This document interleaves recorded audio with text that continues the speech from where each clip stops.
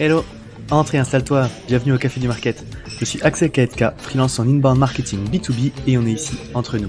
Alors prends le temps d'une petite pause et débrief avec nous les méthodes de base comme les dernières tendances en marketing en compagnie des meilleurs experts du sujet. Inbound marketing, demand gen, création de contenu, branding, SEO, tout va y passer pour que tu puisses reproduire chez toi ce qui marche le mieux pour les autres. Si le podcast te plaît, n'hésite pas à le partager à tes collègues en me taguant sur LinkedIn ou en laissant 5 étoiles sur Apple Podcast ou Spotify. Et maintenant, détends-toi, prends ta boisson préférée et surtout, si tu entends des discussions intéressantes, serre-toi, c'est offert par la maison. Pour ce podcast, j'ai l'honneur d'être soutenu par ma solution de marketing automation préférée, Sepleady. Si je t'en parle, c'est parce que je l'ai utilisé à titre pro et que j'en ai été pleinement satisfait. On le sait, quand on fait du marketing automation, ce qui est compliqué, c'est d'entretenir constamment des workflows de nurturing et de les mettre à jour avec nos nouveaux contenus. Là où Pleddy est très fort, c'est qu'ils ont développé une campagne intelligente qui est capable de pousser automatiquement le bon contenu au bon moment à la bonne personne, en fonction de ses centres d'intérêt et du stade de maturité du lead. Ce qui ne gâche rien, c'est qu'ils ont une équipe au top avec un service CSM dédié qui est là pour t'aider à mener à bien ton projet. Mais assez parlé, passons à l'épisode. Bonjour à toutes et à tous et bienvenue au Café du Market. Selon l'étude post-mortem qui a été réalisée sur les causes des échecs de 111 startups, on s'est aperçu que 35% des échecs étaient liés à l'absence de marché besoin.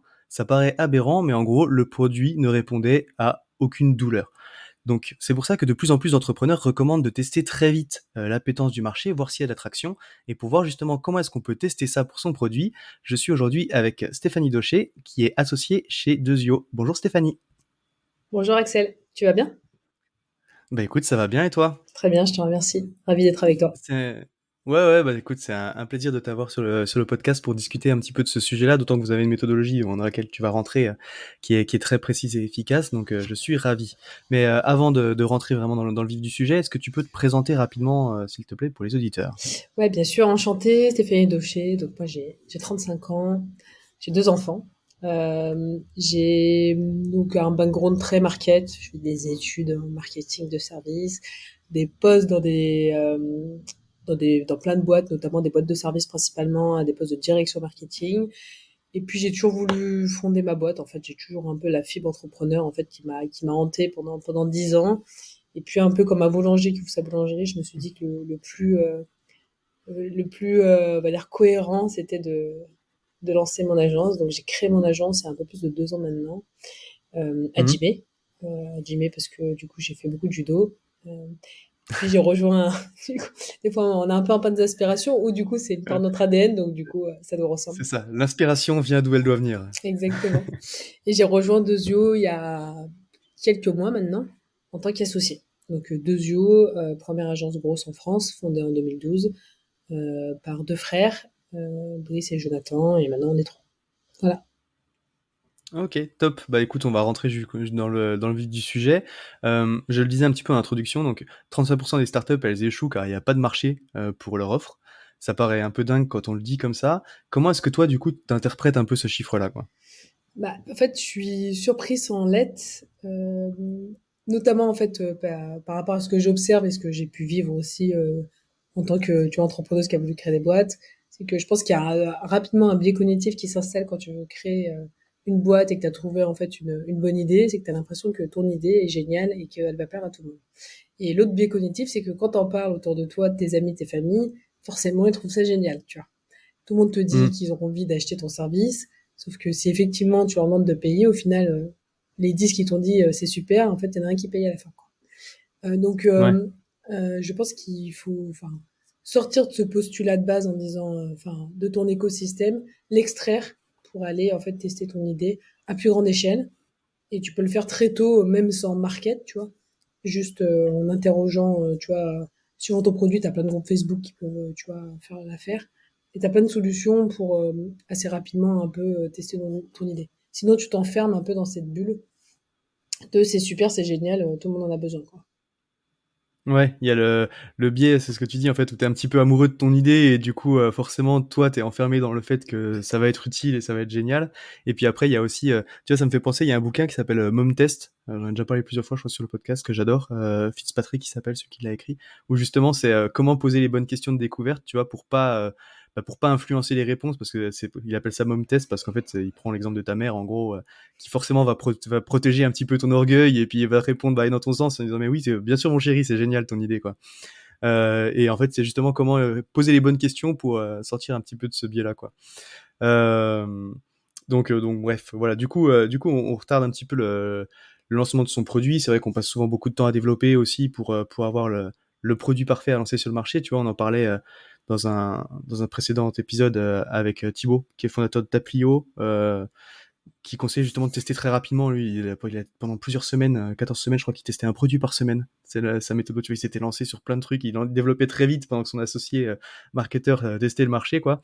Justement, vous avez développé une méthode pour ça, pour aller tester très rapidement justement son offre. Mettons que je vais lancer un SaaS qui aide les marketeurs à structurer leur stratégie de contenu et de distribution. C'est mon sujet. Mon idée est géniale, mais je voudrais tester mon projet. Comment est-ce que je m'y prends du coup? Qu'est-ce que je dois faire? Ok. Déjà, on part du postulat qu'on ne sait pas. Donc ça, c'est important. Donc, on n'a pas d'idée préconçue et on va essayer de tester au plus large possible. Donc, dans cette équation, en fait, on ne sait pas, il y a trois inconnus. Il y a un, ton persona, qui il est. Deux, ta proposition de valeur. Trois, où est-ce que tu vas communiquer? Où est-ce que ton audience se trouve? Ok. Donc, on va Mhm. définir, en fait, ces trois hypothèses et après, on va les mixer et on va lancer des tests. Donc pour tu vois illustrer ça de manière très concrète par rapport à ton idée en disant bah tiens moi je veux accélérer la génération de contenu des entrepreneurs. Tu peux dire bah tiens dans ma proposition de valeur on va dire bah tu vois si on reprend un peu les features de Tapio que ce qu'ils font c'est écriture assistée par IA, une veille ultra puissante, la possibilité de scheduler tes posts. Tu vois ça ces features là on va Mhm. les transformer en proposition de valeur. Donc par exemple l'écriture assistée ça va être écrivez vos posts 5 fois plus vite, veille ultra puissante, tu vois, ne soyez jamais en panne d'aspiration. Du coup, partez en vacances tranquille, vos postes se publient tout seul, tu vois. Donc du coup, on a déjà trois propositions de valeur qui sont assez différentes. Et tu vas pas communiquer pareil, parce qu'au final, celle sur lesquelles tu as beaucoup de traction va être, tu vois, l'écriture 5 fois plus rapide que si c'est celle ne soyez jamais en panne d'aspiration, tu vois. Donc déjà, ça change un Ouais. peu ton branding, tu vois. Donc là, tu peux distinguer trois propositions de valeur très différentes. Une fois que tu as défini tes trois propositions de valeur, on peut en faire 4, 5, mais 3 c'est déjà pas mal, tu vois. On va dire, ok, à qui on s'adresse? C'est qui mon persona type? Donc on peut imaginer, bah tiens, ça va être les CEO de start-up de 10 à 50 collaborateurs. Donc ça, c'est mon premier persona. 2, bah tiens, tous les solopreneurs qui publient 3 fois par semaine, 3 fois par mois, par exemple, sur LinkedIn. On imagine qu'ils ont envie de scale leur business, que LinkedIn, c'est une bonne source d'acquisition, mais ils savent pas comment faire, donc éventuellement, on peut aller les targeter, tu vois. Mhm. Et après, on va définir un canal, enfin des canaux, pardon. Euh, donc ça va être par exemple l'intention. Euh, Est-ce que je suis sur un business d'intention ou pas? En fait, l'intention, c'est la capacité au prospect d'aller déclarer une intention, par exemple sur Google, tu vois. Par exemple, Ok. typiquement, ce que je fais est une requête qui est recherchée sur Google? Parfois, non. Parfois, les gens, tu vois, il n'y a pas de business d'intention, tu vois, c'est possible. L'intention est tellement fine, tellement étroite, qu'on est obligé, en fait, d'aller faire un peu d'outreach, en fait, d'aller chercher les prospects et de faire de l'éducation pour les ramener en fait dans ton tunnel, tu vois. Donc là, pour le coup, je Ouais. pense que c'est un business qui est assez intentionniste. Tu vois. Donc je pense qu'il y a des Mhm. requêtes et des recherches autour de ça. Est-ce que c'est un business d'émotion autour du display? Est-ce qu'en générant de l'émotion via de la créa, est-ce qu'on peut les ramener dans ton tunnel de conversion? Et est-ce que l'outreach, donc c'est-à-dire cette capacité à faire de la prospection digitale, donc au lieu d'aller frapper à la porte en physique, on va aller frapper à la porte de ton profil LinkedIn ou de ton email, est-ce que là, il y a des signaux faibles qu'on est en mesure d'identifier? Par exemple, tu vois, pour Tapio, on pourrait très bien se dire, on va récupérer tous les solopreneurs, formation, finance, enfin, tu vois, on peut faire totalement des verticales affinées, qui publient plus Mhm. de X fois par mois, on va les récupérer et les mener une audience. Et on va les pusher, du coup, des messages de prospection. On peut faire pareil avec tous les CEO, par exemple, qui viennent de lever des fonds. On dire, bah tiens, les gens qui ont levé des fonds, peut-être que c'est ce moment-là où ils sont matures pour communiquer sur LinkedIn, parce qu'on imagine qu'ils vont accélérer leur acquise. On les récupère, on les met dans une audience. Donc, tu vois, c'est tout Ok. ce mix Donc, qu'on fait. Ok, du coup, si je reprends un petit peu dans l'ordre au début. Du coup, tu as dit, donc tu tournes un petit peu ton produit dans tous les sens pour essayer de voir c'est quoi les principales propositions de valeur que tu peux en tirer, en tout cas que pourrait en tirer ta cible. Euh, Tu identifies trois types de personas, donc tu vas créer des audiences différentes que tu vas associer peut-être à ces propositions de valeur. Du coup, tu fais quoi? Tu crées des landing pages directement. En fait, tu n'as presque même pas besoin de produit en fait pour le tester, pour faire ça, pour tester Exactement, ton idée. exactement. Tu vas faire une landing page par proposition de valeur et par persona. Et après, tu vas essayer d'identifier les canaux où tu peux aller les chercher pour les amener sur ta landing, quoi. Exactement. En fait, tu as le fondateur de LinkedIn qui disait: «Si tu n'as pas honte de la première version de ton produit, c'est que tu t'es lancé trop tard», tu vois? C'est un peu le sujet, Ouais, c'est-à-dire qu'en fait, on peut voir un produit qui est pas totalement propre, c'est pas grave, tu vois? On peut quand même très rapidement aller tester le marché et pour aller tester le marché, comme tu dis, il y a pas besoin de grand-chose.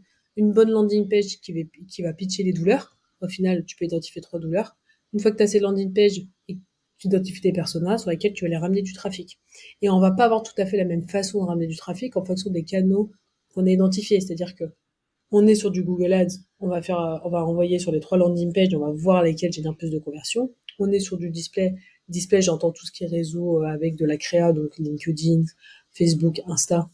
Pareil, on va envoyer sur les trois landing pages, on va voir ce qui marche le mieux. Et en plus, on peut rajouter la notion de persona, c'est-à-dire qu'on est capable de filtrer de manière beaucoup plus détaillée sur le persona que dans Google Ads, c'est-à-dire qu'on peut cibler, tu vois, les chefs d'entreprise, on peut aller intégrer des audiences spécifiques, tu vois, sur les solopreneurs. Et donc, du coup, ça nous permet de rentrer plus dans la granularité du test. Et enfin, sur le canal d'outreach, sur les signaux faibles, tu vois, on dit, bah tiens, on va faire une audience solopreneur qui a publié X fois par mois. Là, pareil, on va les contacter, leur envoyer des messages. Donc, en gros, si tu as une landing page ou plusieurs qui est prête et que tu as un petit budget Google Ads à, à dédier et que tu es sur un business d'attention, du coup, tu peux lancer un premier test. Mais ce qui est dommage, c'est que si tu lances que ça, tu ne sais pas, en fait, si ça marche pas, tu vas dire, ah, ok, mon idée marche pas. Alors qu'en fait, peut-être que ces gens-là, il faut aller les chercher sur l'outreach.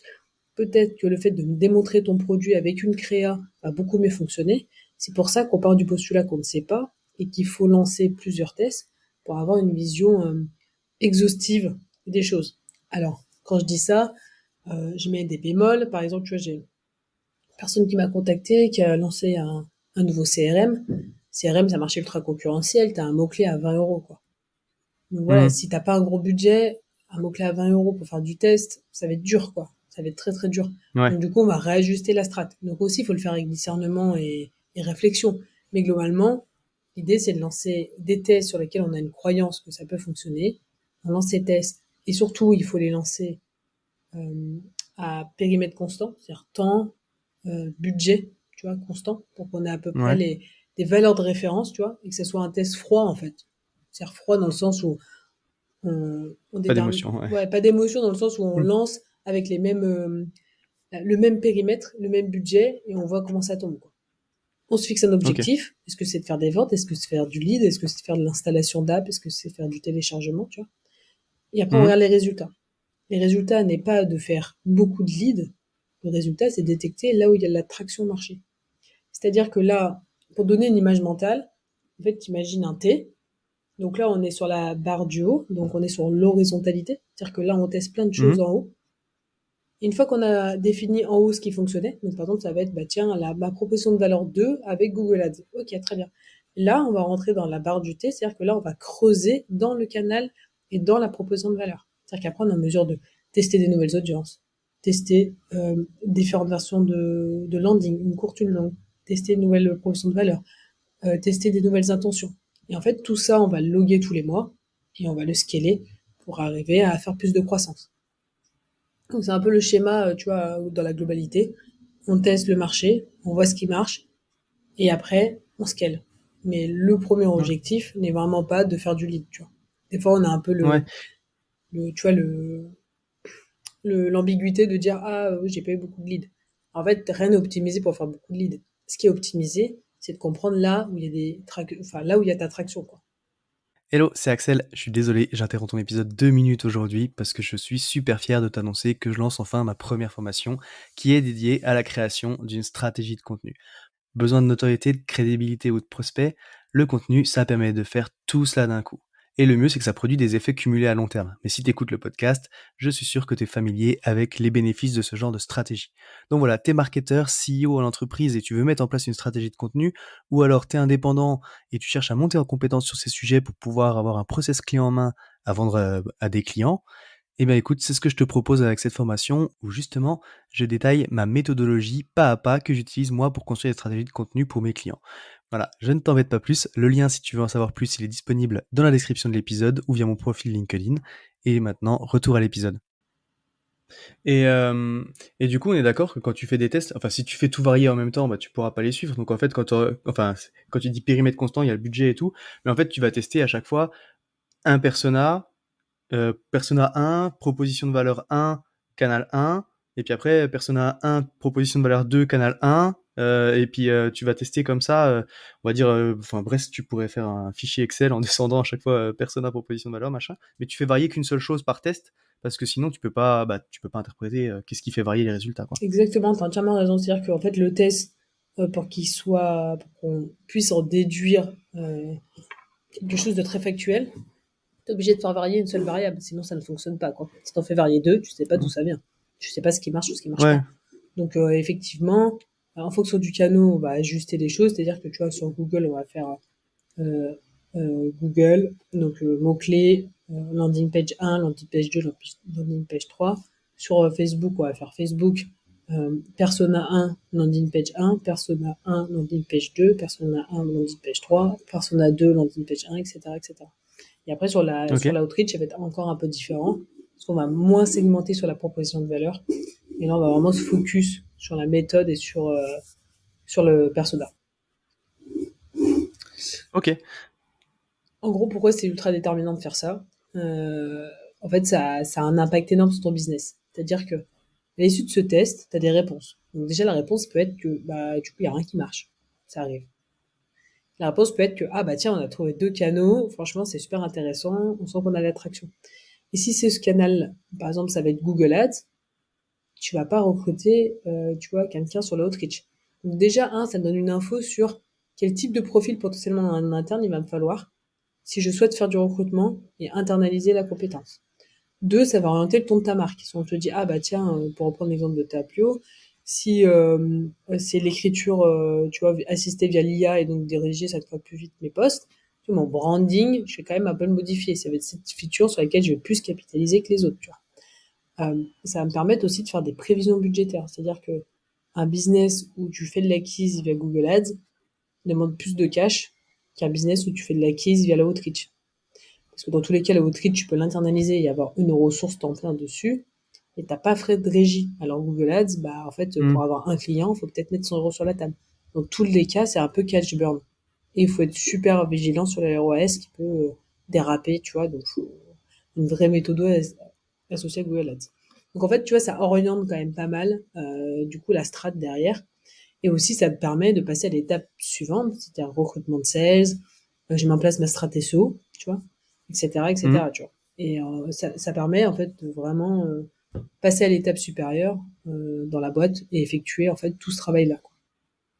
Ok, c'est marrant parce que du coup c'est vrai qu'il y en a que tu peux lire parfois en fait que faut pas aller sur les ads trop vite parce que on dit en fait un produit qui se vend pas en organique il se vendra pas parce que tu mets de la publicité quoi. Mais d'un autre côté ça permet de tester très rapidement parce que tu as ce levier de ça se déploie très très vite alors que c'est sûr que si tu veux tester via le SEO le temps d'avoir des résultats ou de l'attraction par du contenu ça peut prendre un peu plus de temps quoi. Ouais, exactement. C'est-à-dire que, en fait, il y a deux choses. C'est soit tu as une super communauté sur LinkedIn ou ailleurs, et donc du coup, tu es en mesure de déployer un produit et de le confronter très vite à une taille d'audience significative pour savoir si ça fonctionne. C'est très bien. C'est Mhm. pour ça que tout le monde dit, ah, c'est important, il faut avoir une audience, une audience, une audience, parce que ça permet aussi, en fait, ça, quoi, d'aller très vite, Ouais. avoir un très vite go-to-market. Si tu n'as pas ça, ou du coup ton audience n'est pas adaptée, parce qu'aussi il faut que ton audience, tu vois, enfin, soit un minimum qualifié par rapport au produit que tu proposes. Du coup, effectivement, si tu te bases sur le SEO, un SEO, c'est au minimum entre 3 et 6 mois, quoi, pour commencer à Ouais. avoir des résultats. Donc, en fait, il y a trop d'inertie, quoi. Donc, il faut rapidement tester et du coup, pour ça, il faut acheter un peu du trafic, quoi.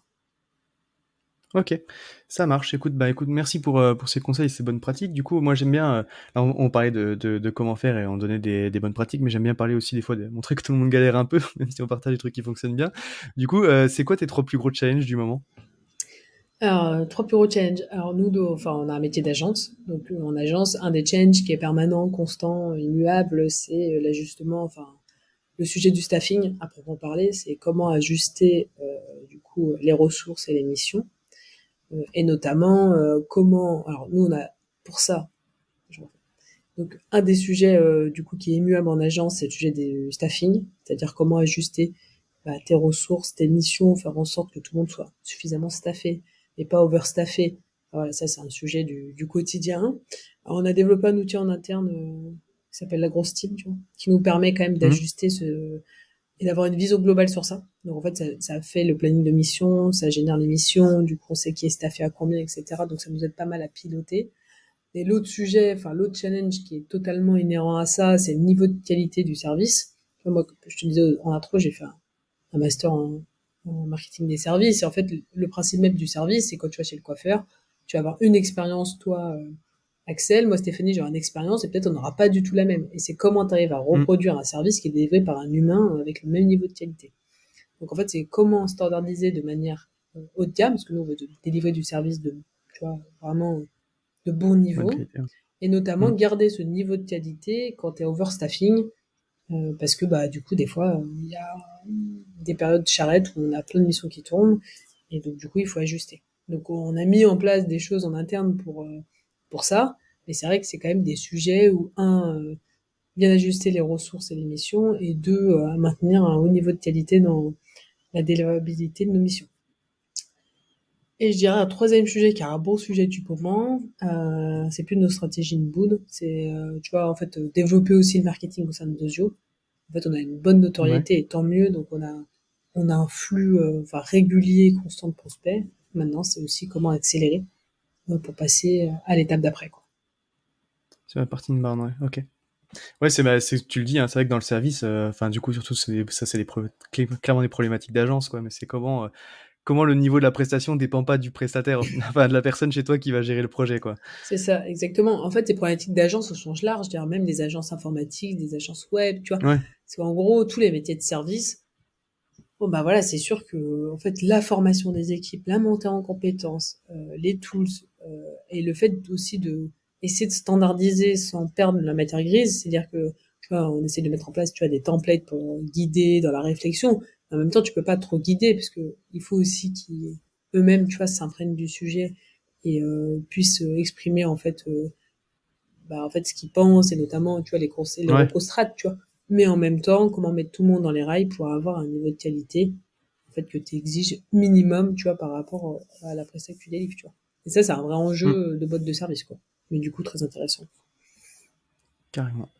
Ça marche. Bah écoute, merci d'avoir partagé ça aussi. Si jamais, enfin, si on devait résumer notre échange, si tu voulais mettre en avant un conseil de tout ce qu'on s'est dit, qu'est-ce que tu retiendrais? Qu'on n'a pas besoin d'avoir la meilleure version de son produit, tu vois, pour savoir s'il y a une traction marché ou pas. En fait, on peut très vite tester et très vite obtenir des réponses. Et plus vite vous allez obtenir des réponses, plus vite vous allez pouvoir soit scaler, soit pivoter.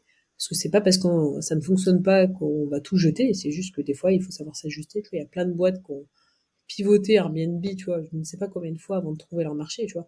Mais en fait, il faut rapidement tester, tu vois, c'est un peu la vélocité que tu donnais en exemple de Tapio, tu vois, il y avait une vélocité qui était très élevée et testée très rapidement. En gros, ça veut pas dire que, tu vois, tu dev n'importe comment, mais tu peux commencer à dev et juste avoir une page business de ce que tu as prévu de dev, tu vois, juste pour valider Hmm. si ça intéresse des gens ou pas, tu vois. Donc voilà, moi, j'attendrai pas d'avoir une version parfaite pour tester, je testerai très rapidement.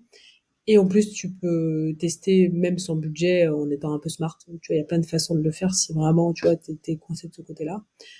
Qu'il faut pas s'appuyer sur les croyances, tu vois, de ta famille, de tes amis ou de ton entourage proche parce que ça peut t'induire en erreur. Enfin, vraiment, faut être ultra froid dans l'analyse. Euh, et voilà, je pense que c'est à peu près tout.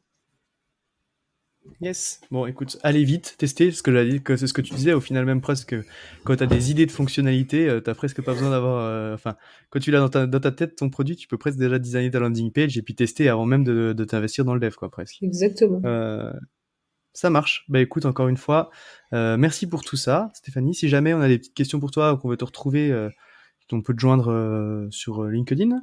LinkedIn, Stéphanie Daucher, enfin, j'y suis régulièrement, donc voilà, je saurais être réactif, je pense, si on me contacte via LinkedIn. Carrément. Bon bah écoute, encore une fois, merci pour tout. Et puis bah maintenant, il me reste à te souhaiter une bonne journée. Merci à toi, Axel. À très vite. Bonne journée. Salut. À tous ceux qui ont tenu jusqu'ici, déjà merci beaucoup. Et j'imagine que le sujet vous a plu. Donc n'hésitez pas à envoyer de bonnes ondes à notre invité. Pour ceux qui le souhaitent, le meilleur moyen de soutenir le podcast, ça reste d'en parler autour de vous et de laisser 5 étoiles sur ta plateforme d'écoute préférée. Je compte sur toi. Dans tous les cas, à bientôt pour un prochain rendez-vous au Café du Market.